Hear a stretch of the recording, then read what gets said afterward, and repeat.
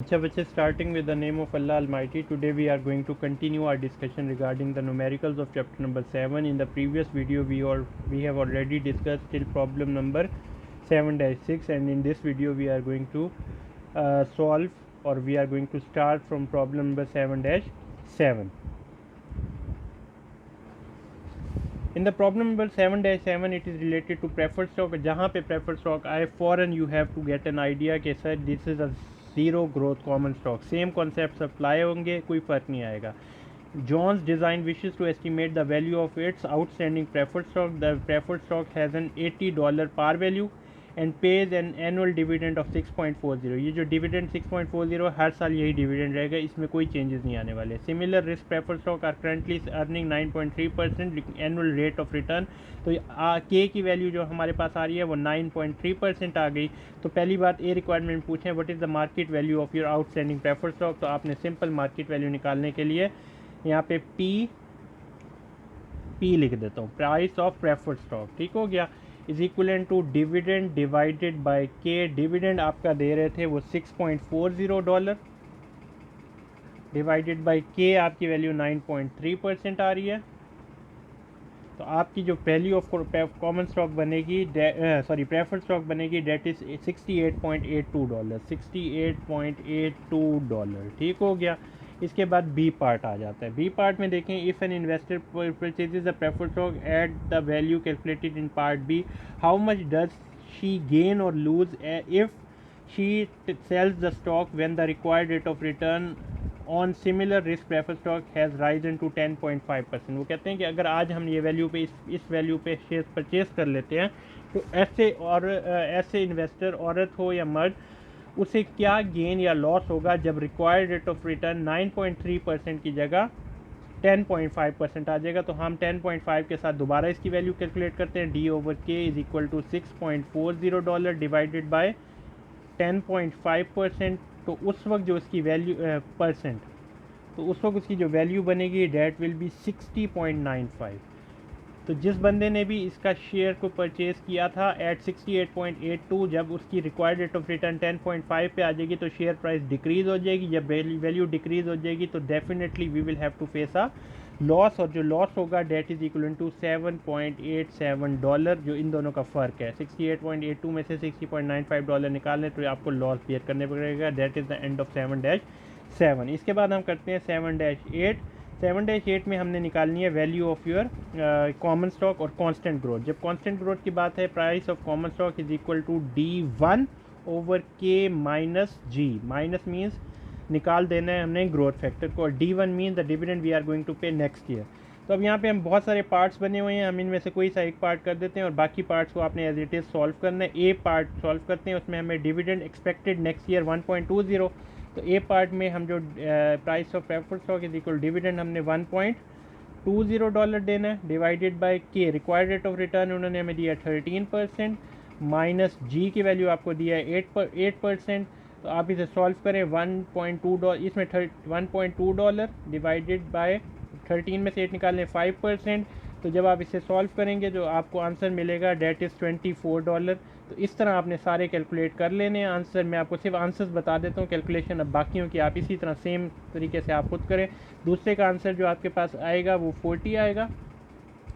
C part का answer 16 आएगा, D part का आपका 600 आएगा, और ई पार्ट का आपका $18.75 आएगा. जहाँ पे आपके आंसर्स डिफरेंट आने लग जाए वहाँ पे आपने मुझे मैसेज में व्हाट्सएप ग्रुप में पूछना है कि sir I am getting the different answer. ठीक हो गया. इसके बाद आ जाते हैं नेक्स्ट पार्ट के ऊपर. अच्छा, अब इसके बाद हमारा जो नेक्स्ट डिस्कशन है that is related to problem number 7-9. As long as chapter number 7-9 is concerned,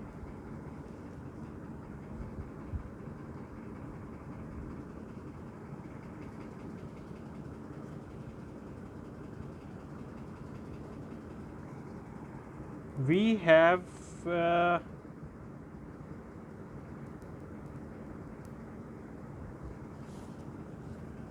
McCracken Roofing Incorporation common stock paid a dividend 1.20 per share last year. अब यहाँ पे constant growth है, D1 यूज़ करना है. लेकिन उन्होंने हमें कहा है कि ये जो डिविडेंड है ये आपने लास्ट ईयर पे किया था, इसका मतलब है इस साल का डिविडेंड निकालने के लिए पिछले साल के डिविडेंड में ग्रोथ ऐड करनी पड़ेगी। The company expects earning and dividend to grow 5% growth rate भी दे दिया है। अब what required rate of return for this stock would result if in a price per share of $28। Price उन्होंने हमें खुद ही कैलकुलेट करके दे दी है, यानी प्राइस की टेंशन हमने नहीं लेनी। तो फिर बात यह है कि अब हमने इसमें क्या प्रोसेस यूज़ होगा। तो मैं यहाँ पे दोबारा लिखता हूँ कि price of common stock is equal to D1 over K minus g. ठीक है, पहली बात यह है कि D1 निकालने के लिए हमारे पास जो सिंपल कॉन्सेप्ट है, दोबारा लिखते हैं, price is equal to D0 into 1 plus g, यानी पिछले साल के डिविडेंड में ग्रोथ परसेंटेज ऐड कर दें, divided by K minus G. K means the required rate of return, growth हमें दी हुई है 5% और PC की वैल्यू यानी प्राइस ऑफ कॉमन स्टॉक की वैल्यू हमें दी हुई है जो कि $28 है। तो हमने ये फैक्टर निकालना है। तो इसी फॉर्मूले को मोल्ड कर लेते हैं। ये चीज़ यहाँ पे डिवाइड हो रही है, इधर जाके ये मल्टीप्लाई हो जाएगी, PC multiply K minus g is equal to D0 into 1 plus g. अब हमने ये चीज़ निकालनी है, ये चीज़ यहाँ पे मल्टीप्लाई हो रही है, उस साइड पे जाके डिवाइड हो जाएगी, K माइनस जी इधर ही रह जाएगा, D0 into 1 plus ji divided by PC। ये वाली यहाँ चीज़ मल्टीप्लाई हो रही है, यहाँ पे आके डिवाइड हो गई, माइनस सी जी यहाँ पे माइनस हो रहा है जी, उधर जाके ये प्लस हो जाएगा। तो K is equal to D0 into 1 plus ji divided by price of common stock plus g. ये इस फॉर्मूले पे आपका ये क्वेश्चन सॉल्व होगा। हमने रिक्वायर्ड रेट ऑफ रिटर्न निकालना है। पिछले साल का जो डिविडेंड आपको दिया था वो हमें दिया था $1.20 इंटू 1 प्लस ग्रोथ रेट जो आपको दिया हुआ है वो कितना दिया हुआ है 5%। प्राइस ऑफ कॉमन स्टॉक जो आपको दिया हुआ है वो $28 है, प्लस ग्रोथ जो आपको दिया हुआ है वो 5% है। जब आप इस पूरे क्वेश्चन को सॉल्व करेंगे तो जो आपके पास रिक्वायर्ड रेट ऑफ रिटर्न का जवाब आएगा डेट इज़ 9.5%। ये हमारा रिक्वायरमेंट ये पार्ट ए हमने सॉल्व कर लिया। इसके बाद हम आते हैं पार्ट बी पे। वो कहते हैं if McLaren expect both earning and dividend to grow at an annual rate of 10%, what required rate of return. अगर हम इसी 5% ऊपर जो 5% की जगह 10% एक्सपेक्ट करें तो फिर क्या फ़र्क आएगा। Same philosophy same concept use होगा, सेम हमने रिक्वायर्ड रेट ऑफ रिटर्न का फॉर्मूला इस्तेमाल करना है कि K is equal to D0 into 1 plus G over plus जी।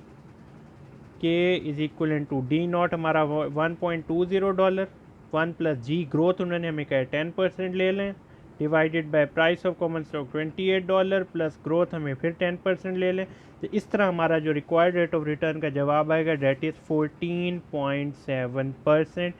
तो हमारा ये क्वेश्चन सॉल्व हो गया। इसके बाद आता है रिक्वायरमेंट प्रॉब्लम नंबर 10 जो कि आपके लिए कहना चाहिए कि मोस्ट इंपॉर्टेंट प्रॉब्लम है as long as your paper is concern. ठीक है, इसमें उन्होंने क्यों हमें मैं प्रॉब्लम को इंपॉर्टेंट कह रहा हूँ क्योंकि यहाँ पे हमने ग्रोथ का फैक्टर पढ़ना है। ग्रोथ का फैक्टर कैसे निकालते हैं, ग्रोथ का फैक्टर ऐसे निकालते हैं कि आपको डिविडेंड दे दी जाती है कि अब ये ज़रा कॉन्सेप्ट समझ लें कि आपको पहले साल इतना डिविडेंड दिया $2, फिर दूसरे साल फॉर एग्जांपल $3, फिर तीसरे साल आपको $4, फिर चौथे साल आपको $5, फिर पाँचवें साल आपको $6, यानी आप ग्रोथ में देखते जाएं कि ग्रोथ चेंज होती जा रही है, डिविडेंड आपका चेंज होता जा रहा है। तो अब आपने देखा बताना है कि इन डिविडेंड में कितने % ग्रोथ आई है। उसके लिए जो हमारा सिंपल लॉजिक होगा वो सिंपल प्रेजेंट वैल्यू और फ्यूचर वैल्यू का कॉन्सेप्ट इस्तेमाल करेंगे। किस तरह करते हैं वो अभी मैं आपको समझा देता हूँ। यहाँ पे हम पहली बात करते हैं, वो कहते हैं elk country telephone has paid the dividend shown in the following table. उन्होंने कहा हमने पहले साल 2007 में ये डिविडेंड दिया था, फिर 2008 में ये डिविडेंड दिया था, फिर ये डिविडेंड दिया था, फिर ये डिविडेंड दिया था, फिर ये डिविडेंड दिया था।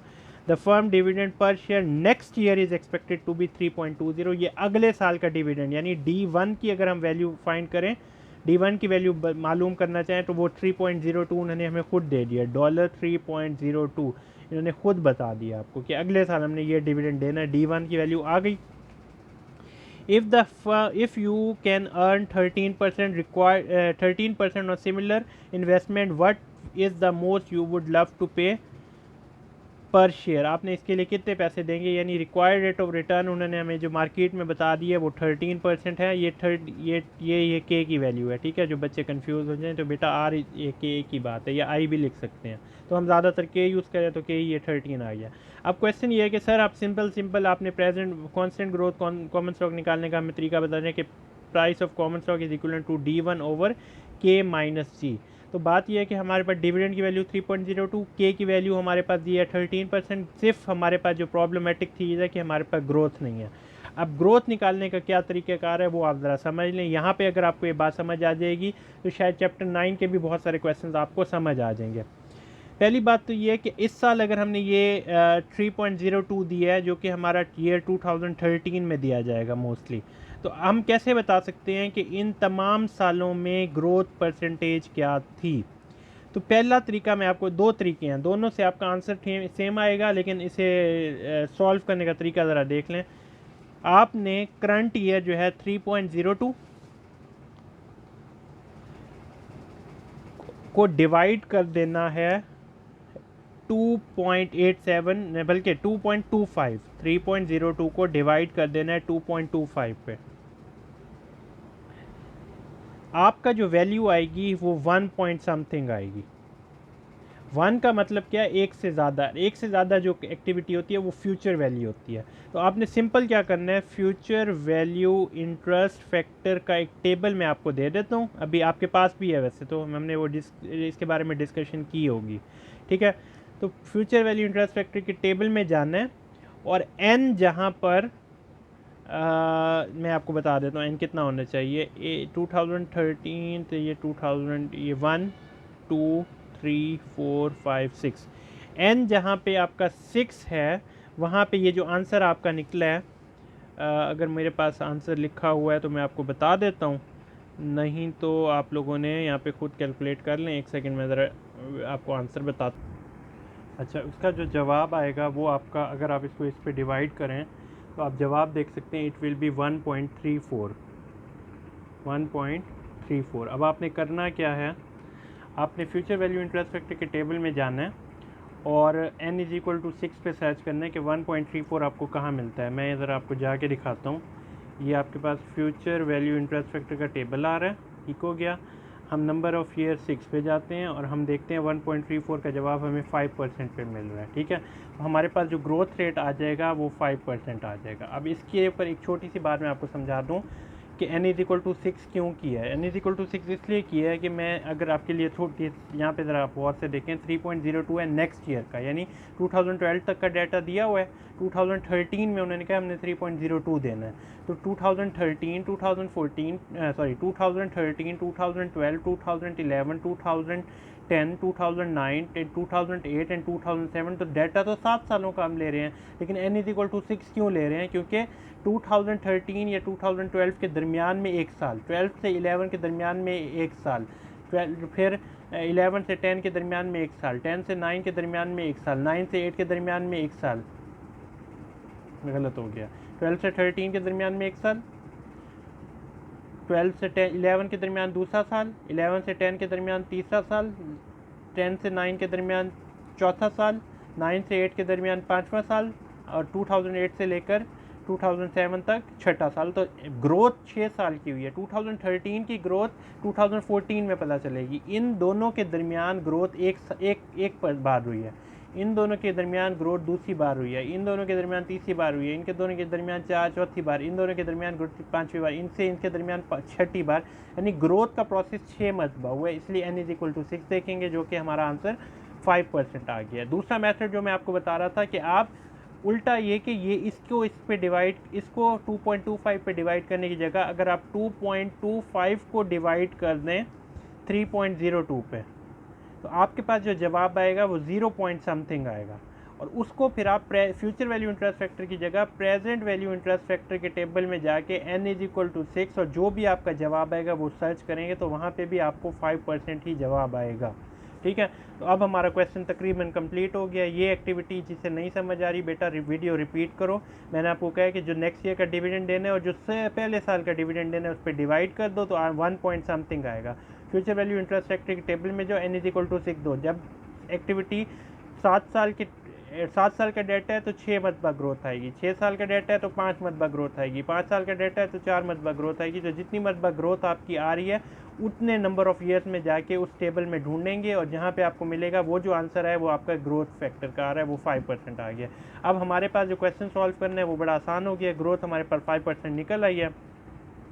तो हम यहाँ पे डिविडेंड लिखते हैं 3.02 टू के हमने नेक्स्ट ईयर का डिविडेंड देना है। रिक्वायर्ड रेट ऑफ रिटर्न जो हमें दिया हुआ है वो हमें 13% दिया हुआ है। ग्रोथ हमने कैलकुलेट किया डेट इज़ 5%, तो $37.75 आपका जवाब आएगा ए पार्ट का। और हम ये प्रॉब्लम नंबर 7-10 कर रहे हैं। इसके बाद आ जाए इसके बी पार्ट में, वो कहते हैं कि if you can earn 10% on similar risk investment what will be the value. तो आप बी के ऊपर सॉल्व करने के लिए सेम फार्मूला प्रेजेंट वैल्यू का ये D1/K - G।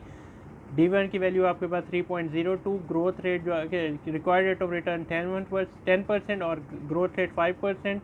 तो आप इससे ज़्यादा को सॉल्व करेंगे तो आपका आंसर आएगा $60.40। ठीक है। उसके बाद सी पार्ट में क्या है, इनमें फ़र्क बताएं। तो आपने सी पार्ट में उन्होंने क्या कंपेयर करें अपने आंसर्स को। तो जब आपका required rate of return decrease होगा तो आपकी शेयर प्राइस बढ़ जाएगी। तो आपने सिंपल लिखनी है कि रिक्वायर्ड रेट ऑफ रिटर्न या के की वैल्यू जब डिक्रीज़ होगी 13% से 10% पे, तो आपके शेयर की प्राइस जो होगी वो इंक्रीज़ कर जाएगी। ये आपने कंपेयर करके ये रिलेशनशिप आपने बता देना है। That is the end of problem number 10। अब हम जाते हैं प्रॉब्लम नंबर 11 पे। ठीक हो गया। प्रॉब्लम नंबर 11 की जब हम बात करें तो उन्होंने कहा कॉमन साइज़ वेरिएबल ग्रोथ का कॉन्सेप्ट है। इसमें वेरिएबल ग्रोथ का मतलब क्या आ रहा है कि ग्रोथ वेरिएबल रहनी है, एक जैसी नहीं रहनी। ज़ीरो ग्रोथ भी आएगी, कांस्टेंट ग्रोथ भी आएगी, उनके कम्बिनेशन को वेरिएबल कहते हैं। ठीक है। Newman's manufacturing is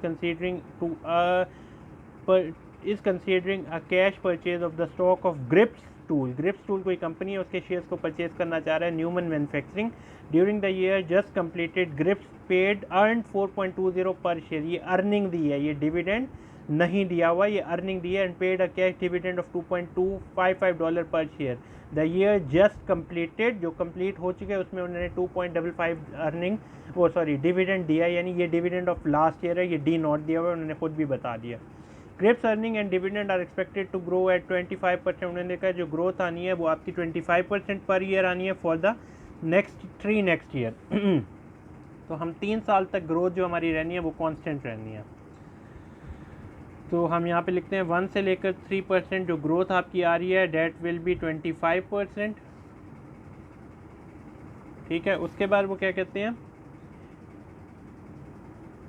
after which they are expected to grow 10% per year to infinity. और उसके ये जो आपके पास थी, ये आपके पास ज़ीरो ग्रोथ कॉन्सेप्ट है। ज़ीरो ग्रोथ क्यों, पहले के साल, दूसरे साल, तीसरे साल तक 25% ग्रोथ रहने वाली है, तो ग्रोथ आपका 25% रहेगी। ये आपके पास कॉन्सेप्ट आ गया ज़ीरो ग्रोथ का। ठीक है। उसके बाद वो कहते हैं कि from the year 4 to infinity, from year 4 to after which they are expected to grow 10%। फिर ग्रोथ कितनी हो जाएगी, 10% हो जाएगी। दोबारा बस कर लेते हैं। जो क्या नाम था, न्यूमेंस मैन्युफैक्चरिंग ने ग्रिप्स के शेयर्स को परचेज करना है। और वो कहते हैं कि जब ये जो ग्रिप्स वालों ने पिछले साल जो डिविडेंड दिया था वो $2.55 डिविडेंड दिया था। उसके बाद वो ये कहते हैं कि हमारी जो डिविडेंड हमने पिछले ये एक्सपेक्ट कर रहे हैं कि हमारे डिविडेंड में 25% ग्रोथ आएगा। और उसके बाद वो ये कहते हैं कि उस जब 3 साल तक हमारे पास 25% ग्रोथ आएगा, उसके बाद हमारी ग्रोथ 10% हो जाएगी और फिर कांस्टेंट ग्रोथ रहा करेगा। What is the maximum price per share the Newman should pay for Grips. Newman जब ग्रिप्स के शेयर्स को परचेज करना चाहिए उसे कितने रुपए देने चाहिए। If it has the required return of 15% on investment with risk characteristics similar to those GRIP। अगर ग्रिप्स जैसी रेट मिले सिमिलर एसेट पे जो कि हमें 15% के की वैल्यू दे रही हैं, तो हमें इस जैसे शेयर्स को परचेज करने के लिए कितने पैसे इन्वेस्ट करने चाहिए, ये हमारा जो है ना क्वेश्चन हो गया। ठीक हो गया। अब इसे ज़रा सॉल्व करते हैं। जो स्टेप्स मैं आपको पढ़ाऊँगा वो आपने एज इट इज़ कैरी करने हैं। ठीक है। अब पहले साल से दूसरे साल फिर ग्रोथ 25, फिर 25, फिर 25, आपने हर ग्रोथ की एक ख़ास वैल्यू निकालनी है। उसके बाद आपने क्या करना है, उन तमाम ग्रोथ को ऐड करना है, और फिर जब हमारा कांस्टेंट ग्रोथ का कॉन्सेप्ट आएगा हम उस कॉन्सेप्ट के ऊपर चलेंगे। जिसे मेरी बात समझ नहीं आ रही वो मेरे स्टेप्स को फॉलो करे और मेरी बात समझे, उससे फिर सारी बातें समझ आने लग जाएंगी। सिंपल सी लॉजिक लेके चलते हैं कि पिछले साल उन्होंने 2.55% डिविडेंड दिया है, यानी ये डी नॉट है। जब आप कहेंगे कि सर एक साल बाद मुझे क्या मिलेगा, यानी आप D1 पे आ रहे हैं, D1 में आपको क्या मिलेगा, पिछले साल का डिविडेंड प्लस 1 प्लस 25% ग्रोथ। पिछले साल का डिविडेंड आपको कितना मिल रहा है, $2.55। 1 प्लस 25% ग्रोथ उसमें आप ऐड करें तो आपको एक साल के बाद जो आपको डिविडेंड मिलेगा वो मिलेगा $3.19 का। ये हमारी एक्टिविटी एक साल के बाद हो गई है। फिर जब हम दूसरे साल में आ जाएंगे, दूसरे साल के आखिर में आएंगे, तो हमें कितना डिविडेंड मिलेगा, जो हमें dividend of the year and, first year and plus 1 plus 25%, एक साल के पहले साल के आखिर में जो डिविडेंड मिला 3.19, उसमें फिर दोबारा 25% ग्रोथ आएगी। तो हम यहाँ पे लिखते हैं $3.19 इंटू 1 प्लस 25% ग्रोथ। तो हमारा जो आंसर आएगा वो आएगा $3.98, यानी ये दूसरे साल के एंड में हमें ये पैसे मिलेंगे। पहले साल के एंड में हमें ये पैसे मिलेंगे, दूसरे साल के एंड में हमें ये पैसे मिलेंगे। फिर तीसरे साल में जब हम जाएंगे तो हमें डिविडेंड ऑफ ईयर 2, उसमें फिर 1 प्लस 25% की ग्रोथ आएगी, और जो हमारा वैल्यू बनेगी वो $3.98 इंटू 1 प्लस 25% हमने ऐड करना है। तो हमें जो तीसरे साल के आखिर में $4.98 पैसे मिलेंगे। ठीक है, आज हम बात क्या कर रहे हैं कि हमें इन शेयर्स को परचेज़ करने के लिए कितने पैसे देने चाहिए। तो हमें ये पता चल गया, एक साल बाद हमें ये पैसे मिलेंगे, 2 साल बाद हमें ये पैसे मिलेंगे, तीसरे साल बाद हमें ये पैसे मिलेंगे, चौथे साल पे आते हैं तो चौथे साल के बाद वो कांस्टेंट ग्रोथ, यहाँ पे मैं कांस्टेंट लिख लेता हूँ कि आज के बाद जो डिविडेंड मिलेगा वो 10% मिलेगा, जो कि उन्होंने हमें डाटा में बताया कि फिर चौथे साल से इन्फिनिटी तक कांस्टेंट हो जाएगा। तो D4 is equal to D3/K-G। तो आपने चौथे साल में जो आपको डिविडेंड मिलेगा वो मिलेगा, जो आपका क्या कहते हैं डिविडेंड, यहाँ पे मैं लिख देता हूँ dividend of the fourth year. Dividend of the fourth year या price, sorry dividend of the fourth year क्या मिलेगा आपको, पहले ये प्राइस लिखना है, प्राइस ऑफ कॉमन स्टॉक। इसके लिए पहले डिविडेंड ऑफ द ईयर 3 जो ये मिला, इसमें कितना परसेंट इंक्रीज करना है, 1 प्लस 10% का। तो जब हम इसमें D3 4 पॉइंट, यहाँ पे दोबारा लिख लेता हूँ 4.9, ये जिसे समझ नहीं आया बेटा इसे दोबारा समझ ले, मैं यहाँ पे देख देता हूँ। ये डिविडेंड एक साल के बाद मिलेगा, 2 साल बाद आपको ये पैसे मिलेंगे, तीसरे साल के बाद ये मिलेंगे, और चौथे साल के एंड में जब हम पहुँचेंगे तो हमें आइंदा से एक जैसा डिविडेंड मिलेगा। तो तीसरे साल के एंड वाला डिविडेंड में 1 प्लस 10% ग्रोथ लिखेंगे, और कांस्टेंट है तो K-G कर लेंगे। तो 4.98 में प्लस कर लें 1 प्लस 10%, जो कि हमें आज के बाद डिविडेंड मिला कर ग्रोथ मिला करेगी। K आपकी वैल्यू कितनी दी हुई है, उन्होंने आप पे K की वैल्यू आपको 15% बताई है, required rate of return minus जो G की वैल्यू है वो आपको 10% बताई है। तो आपको ये पता चल गया, यहाँ पे आप ज़रा एक मिनट दोबारा देख लें कि जो डिविडेंड उन्होंने हमें कहा है कि 13% आपको मिलेगा, sorry required rate of return उन्होंने हमें आपको कहाँ गया, 15%, रिक्वायर्ड रेट ऑफ रिटर्न 15% है, तो वो 15% ही हमने लिखा है। तो इसकी जो वैल्यू मिलेगी ये आपकी वैल्यू आएगी $109.60। ठीक है, अब आपने एक बात समझनी है, ये आपकी प्राइस ऑफ है at the end of the fourth year. चौथे साल के आखिर से लेकर इन्फिनिटी तक 10% ग्रोथ मिलेगी। तो पहले तो हमने निकाली कि चौथे साल में शेयर की प्राइस कितनी होगी, वो $109.60 बन गई। ठीक है, अब हम ये सारा जो एक्टिविटी कर रहे हैं क्यों, क्योंकि हम आज का डिसीजन मेकिंग कर रहे हैं कि today what we should pay in order to purchase this share, यानी हमें आज इसके लिए कितने पैसे पे करने चाहिए। तो सिंपल सी बात है कि $3.19 की आज की प्रेजेंट वैल्यू निकाल लेते हैं। Present value of $3.19 into 1 plus, अगर रिक्वायर्ड रेट ऑफ रिटर्न 15% हो और n इज इक्वल टू 1 हो, तो आज ये जो एक साल बाद $3.19 मिलना है उसकी आज की वर्थ $2.78 है। फिर प्रेजेंट वैल्यू ऑफ ये जो आपको 3.982 2 सालों के बाद मिलना है उसकी आज की वर्थ कितनी है, तो हम यहाँ पे $3.98 लिखते हैं इंटू 1 + 15% लिखते हैं और 2 करके इसकी जो आज की वर्थ है वो 3.01, यानी 2 साल ये 3.98 2 साल बाद जो मिलने उस 2 साल पहले उसकी प्रेजेंट वैल्यू 3.01 है। फिर हम प्रेजेंट वैल्यू निकालते हैं तीसरे साल के एंड वाली, जो तीसरे साल के एंड में $4.98 करते हैं। इसकी फिर प्रेजेंट वैल्यू कैलकुलेट करने के लिए $4.98 into 1 + 15% required rate of return और 3 साल तक इसे डिस्काउंट करते हैं, तो आज इसकी वैल्यू आती है 3.28। फिर चौथे साल के एंड में जो शेयर की प्राइस टोटल प्राइस होगी वो $109 होगी, $109 होगी सॉरी, $109 को 4 साल तक अगर हम डिस्काउंट करने पे आ जाएं तो 4 साल जब हम इसे क्या कहते हैं 4 साल की डिस्काउंटिंग एक्टिविटी अगर इस पर हम परफॉर्म करें, नहीं 4 साल की डिस्काउंटिंग एक्टिविटी अगर हम परफॉर्म करें तो उसके लिए आपको एक बात ध्यान में रखनी है कि ये जो प्राइस आपकी निकली है ना ये 4 साल नहीं होगी, ये 3 साल होगी। क्यों? क्योंकि ये प्राइस आई है at the end of the third year. मैं इस न्यूमेरिकल को दोबारा एक और वीडियो में भी आपको शेयर करूंगा, अभी अगर आप यहाँ पे दोबारा समझ लें इसी को, ठीक है। End of the third year पे प्राइस आपकी $109 आई है। क्यों? क्योंकि जब थर्ड ईयर के एंड में आप खड़े हुए थे, यानी थर्ड ईयर के एंड में या थर्ड ईयर के एंड में या फोर्थ ईयर के स्टार्ट में, तब आपने को पता चला कि इस साल के आखिर में $4.98 हमें मिलेंगे, जिस पे 1 + 10% ग्रोथ आएगी और 15% हमारा रिक्वायर्ड रेट ऑफ रिटर्न है और ग्रोथ हमारा 10% आएगी। तब आपको पता चला कि $109.60 आपकी इसकी शेयर की वर्थ है। ये कब है?